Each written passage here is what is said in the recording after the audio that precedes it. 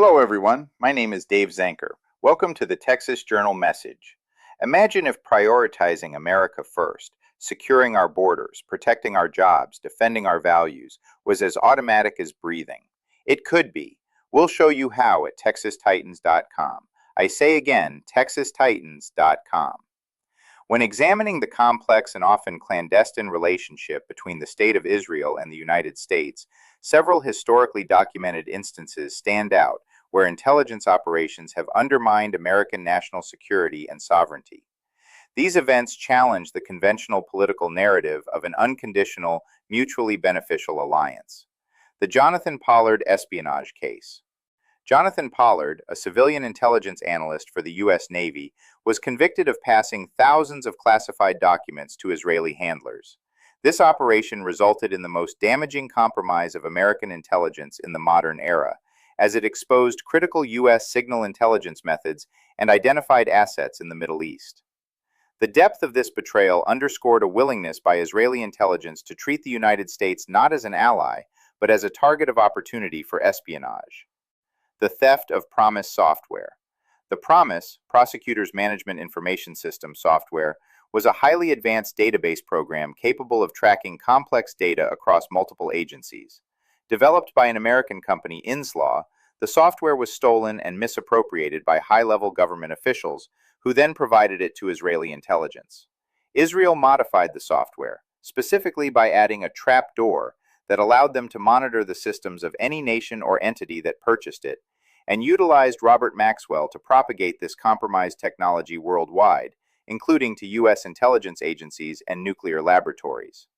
Infiltration of the White House and communications. Through figures such as Robert Maxwell and various political facilitators, Israeli interests achieved unparalleled access to the highest levels of the American executive branch, including the Oval Office. This allowed for the subversion of official foreign policy, specifically through the Arms for Hostages operation.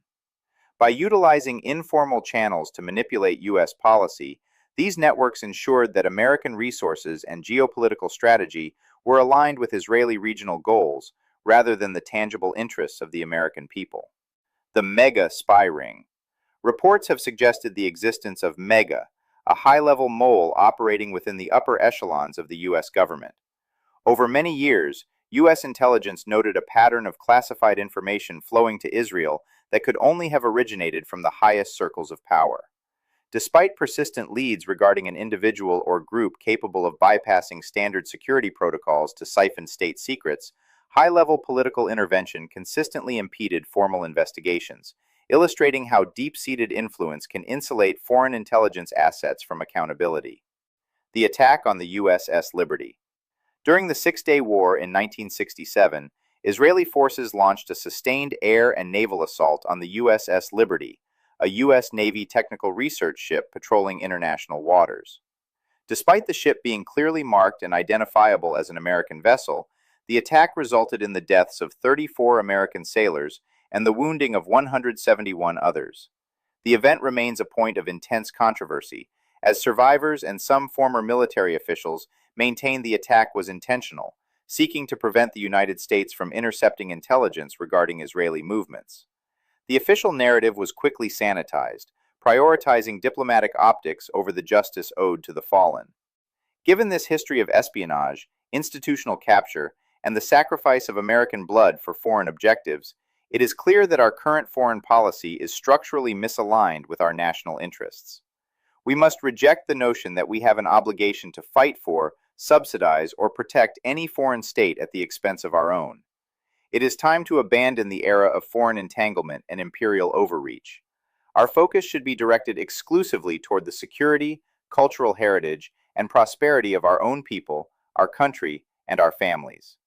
True strength lies not in global interventionism, but in an exclusive America First position. Thanks for listening to this Texas Journal message. Once again, when you're ready to make a significant difference for yourself, your family, and America, visit TexasTitans.com. This is Dave Zanker signing off.